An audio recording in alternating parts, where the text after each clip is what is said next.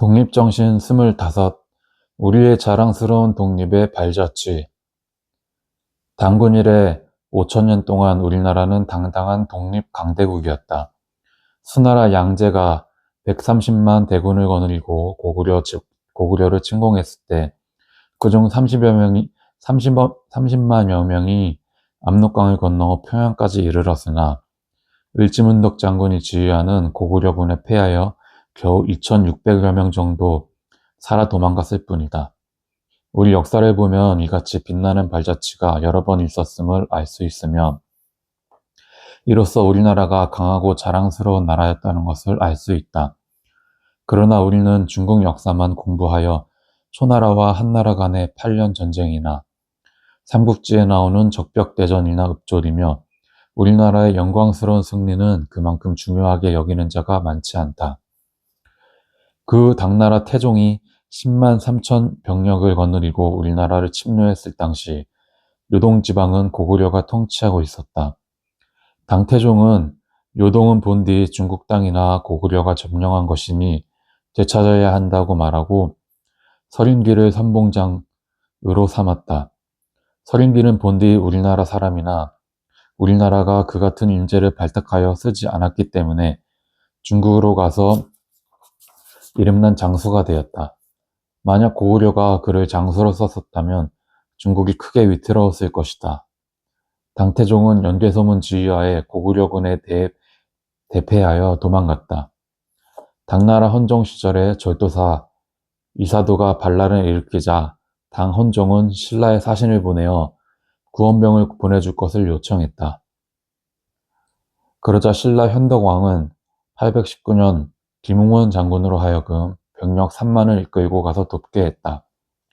송나라 영종은 우리나라의 사신을 통해 의복, 금, 은, 보석, 그릇 등 선물을 보내며 양국 간 긴밀한 교류를 요청했다.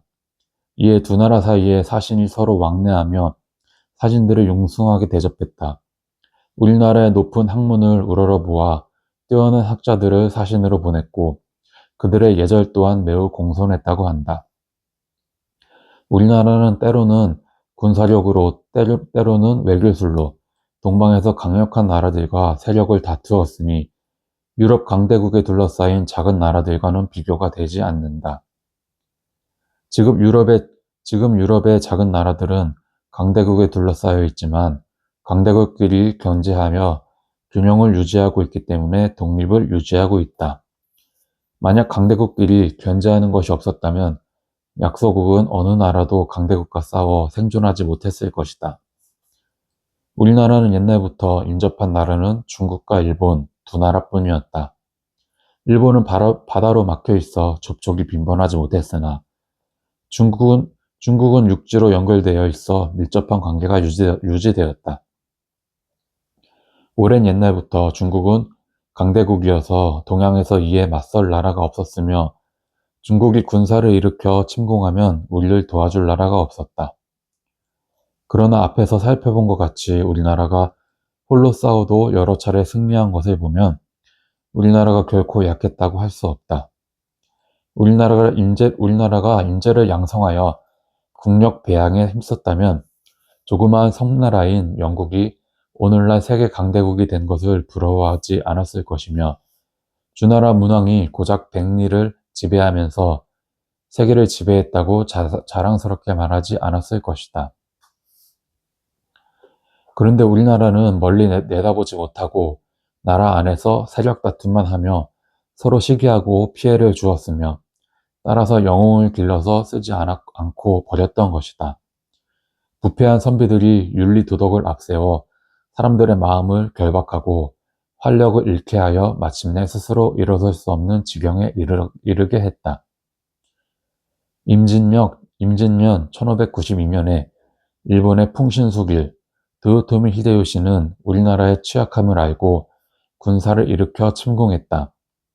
각 지방에서 유능한 장수와 충신들이 일어나 싸우다 죽은 자가 많고 승전한 자도 많았다. 그들 중에는 이순신, 유성룡, 김덕령, 김응서, 강옥립 등과 같이 유명한 장수들과 충신들이 있었다. 그러나 그들은 시기와 비방으로 성공할 수 위치에 오르지 못했거나 그러한 위치에 올랐다고 하더라도 자신의 역량을 발휘할 수 있는 권한을 갖지 못했다.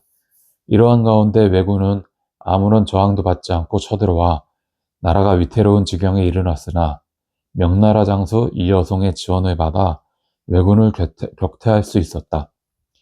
병자는연에 이르러 우리나라가 임진왜란의 후유증을 미처 회복하지 못한 가운데 만주족이 세운 청나라가 침공하여 부득이 머리를 굽혔으나 그러한 가운데도 목숨을 걸고 이를 반대하다가 평화를 반대하는 세력으로 몰려 죽은 자도 많았다.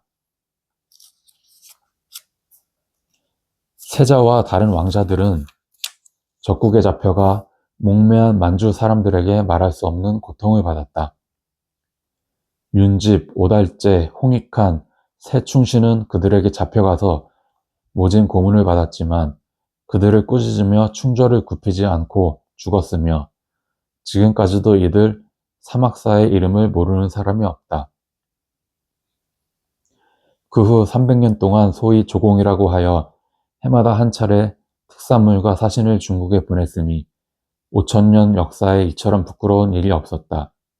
용기 있는 사람들은 분노에 눈물을 금치 못했으며 얻은 임금과 충신들이 병자호란의 치욕을 싣고자 북벌, 청나라에 복수를 하려는 것을 계획했으나 뜻을 이루지 못했다. 그것은 중국을 숭상하는 선비들이 중국에 대항하는 것은 하늘을 거역하는 것이라는 망령된 주장을 내세웠기 때문이다. 청나라가 우리나라를 자주 독립국이라고 분명히 선언했던 갑오경장 이후에도 청나라를 등지고 독립국이 되는 것은 배반이라 하며 중국의 연호가 아닌 우리 임금의 연호인 건양, 고종황제의 초기 연호이나 광무, 고종황제의 연호에 기초한 달력은 보지 않는다는 자들까지 있었다. 유학을 숭상하는 자들의 폐해가 이처럼 심하니 분노를 금할 수 없다.